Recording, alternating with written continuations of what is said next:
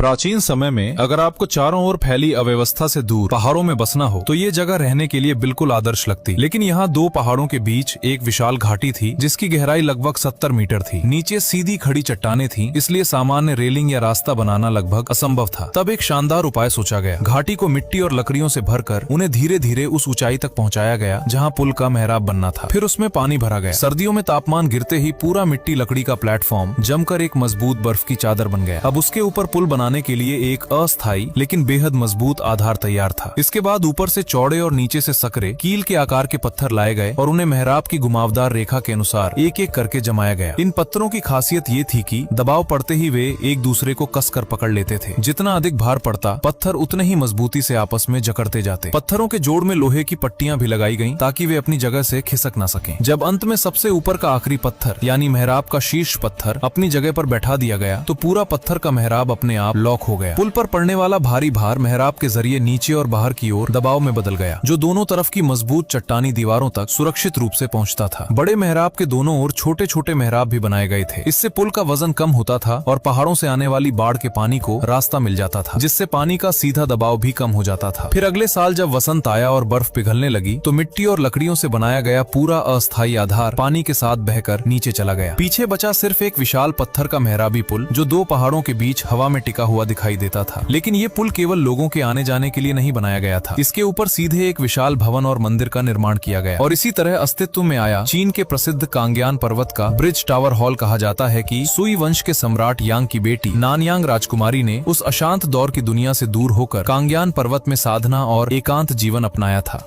प्राचीन समय में अगर आपको चारों ओर फैली अव्यवस्था से दूर पहाड़ों में बसना हो तो ये जगह रहने के लिए बिल्कुल आदर्श लगती। लेकिन यहाँ दो पहाड़ों के बीच एक विशाल घाटी थी जिसकी गहराई लगभग 70 मीटर थी। नीचे सीधी खड़ी चट्टानें थीं, इसलिए सामान्य रेलिंग या रास्ता बनाना लगभग असंभव था। तब एक शानदार उपाय सोचा गया। घाटी को मिट्टी और लकड़ियों से भरकर उन्हें धीरे धीरे उस ऊंचाई तक पहुंचाया गया जहाँ पुल का मेहराब बनना था। फिर उसमें पानी भरा गया। सर्दियों में तापमान गिरते ही पूरा मिट्टी लकड़ी का प्लेटफॉर्म जमकर एक मजबूत बर्फ की चादर बन गया। अब उसके ऊपर पुल बनाने के लिए एक अस्थायी लेकिन बेहद मजबूत आधार तैयार था। इसके बाद ऊपर से चौड़े और नीचे से सकरे कील के आकार के पत्थर लाए गए और उन्हें मेहराब की घुमावदार रेखा के अनुसार एक एक करके जमाया गया। इन पत्थरों की खासियत ये थी कि दबाव पड़ते ही वे एक दूसरे को कसकर पकड़ लेते थे। जितना अधिक भार पड़ता पत्थर उतने ही मजबूती से आपस में जकड़ते जाते। पत्थरों के जोड़ में लोहे की पट्टियां भी लगाई गईं ताकि वे अपनी जगह से खिसक न सकें। जब अंत में सबसे ऊपर का आखिरी पत्थर यानी मेहराब का शीर्ष पत्थर अपनी जगह पर बैठा दिया गया तो पूरा पत्थर का मेहराब अपने आप लॉक हो गया। पुल पर पड़ने वाला भारी भार मेहराब के जरिए नीचे और बाहर की ओर दबाव में बदल गया, जो दोनों तरफ की मजबूत चट्टानी दीवारों तक सुरक्षित रूप से पहुंचता था। बड़े मेहराब के दोनों ओर छोटे छोटे